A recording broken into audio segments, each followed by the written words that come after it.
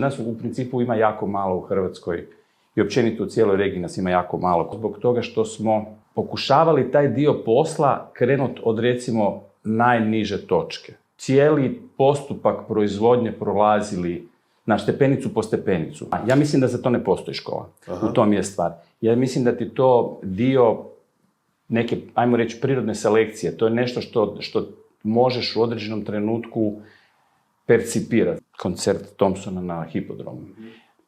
Ja paralelno pratim 24 kamere. To su znači 24 monitora koje paralelno gledaš. Pazi, ti u tih 24 i daješ nekakve upute ljudima koji su na tih 24 kamere. Znači nije da paralelno samo gledaš u to, ti gledaš i daješ neke naredbe što želiš u sljedećem dijelu.